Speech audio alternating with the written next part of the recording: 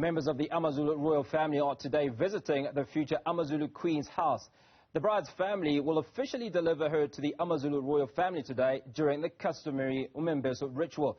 Both families will exchange gifts as part of the event before the ascending to the throne. The AmaZulu King must be customarily married.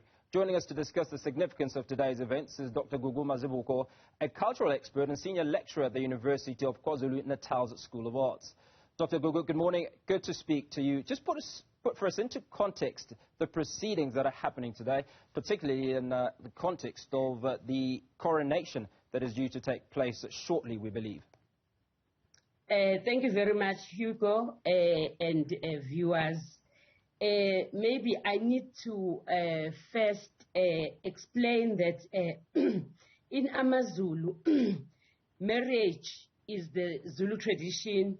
That is not just an individual affair or two people affair, but it talks to the heart of clans, communities, and thus the whole nation.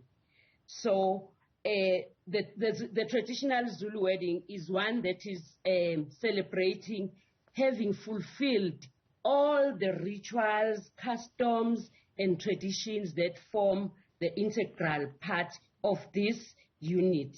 So that is why the traditional weddings are sacred ceremonies.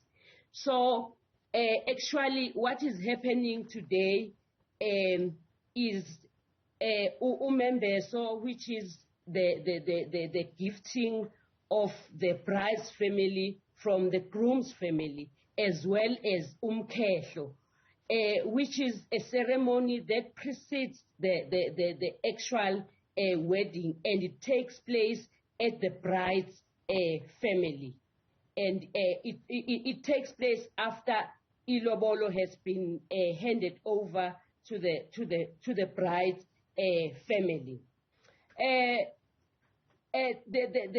Today's proceedings it's going to be a very hectic day, but a very beautiful day, because it is when the family of the groom, in this case, the family of King Misuzulu, will dress the queen in the way that the family and the royal family will expect her to dress when she is with them. Because in every stage of growing up, every stage is characterized by different traditional attire. So now the queen is getting to the stage of being a wife. So she will be wearing a leather skirt, a traditional leather skirt, and will cover her upper part, and also a headdress, what we usually call isikolo, to symbolize that she is now ready. She is now the wife of the king, and this ceremony is very sacred, because even her family report to the ancestors that she is now the wife to the Zulu royal family and also the entire nation. It's such a huge ceremony, and she is getting to the significant stage of being the wife.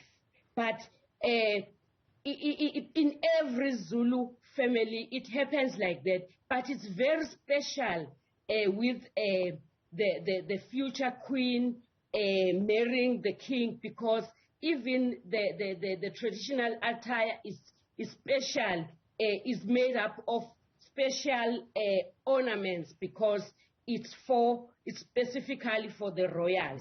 So Dr. Gugu, if you'll allow me to interject and just come in there and come back to King Misuzulu and the significance of this ceremony occurring today ahead of the intended coronation.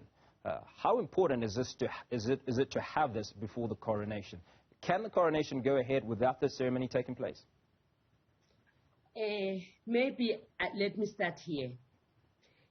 the king is the custodian of culture, customs, and traditions that are being performed by the entire nation. And the king is leading the entire nation. The king is always surrounded by amabutho. So for any family to work, for any family to be successful and look after the children, the marriage precedes that particular family to be formed. So with the first nation, with the first family of the nation, the king will be leading amakhosi who are married. The king will be leading the entire nation, amabutho, different ages, and at times the king becomes the marriage counselor as the first citizen of the nation. It's very important that the king, just like any other Zulu man, gets the wife to be the first support structure, because there are women-only ceremonies that are being led by the queen. So, for instance, when we talk about Isivivane ceremony, a women-only ceremony, the reed dance, the queen, they play a major role in leading such ceremonies, working hand in hand with the king and being the eye of the king, and even addressing social ills that affect women in particular. And in various regions, there are amakhosi, and the queen will communicate and work hand in hand with wives of amakhosi in various regions in the nation. Now, Dr. Gugu, if we go back into history, are there any instances where kings have not had the wedding ceremony but have been coronated?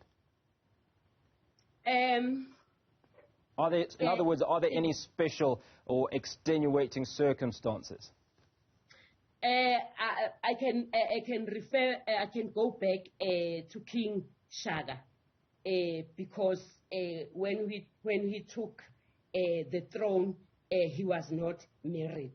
But we cannot compare the 21st century to the past, because as we all know that King Shaka is the one who united the Zulu nation. So his stronghold was being the commander-in-chief of amabutho, and also trying to unite the entire nation. But with the past Zulu monarchs, they were married, and then the coronation takes place after they had married their queens. Now, this is obviously not a cultural question, but an event of this magnitude. Do we expect the state, do we expect the Premier's office to get involved in the proceedings today? Well, it will depend on the invitation, but there is no, according to what takes place in the entire Zulu nation, this ceremony is for families. It's mainly for families, because it is one of the ceremonies that strengthen the bonds between the two families. So whoever is invited is just a guest, but there are no stipulations and regulations that says this one must be present, because it's mainly the families. It's the Maisela family and the Zulu royal family. Of course, amabutho, they always surround the king and the guests as well. So I cannot say that the Premier has to be there, but it's mainly the family issue, just like the lobola negotiations, because it's handled by two families that are going to be united. Dr. Gugu, thank you so much for your time and all that insight this morning.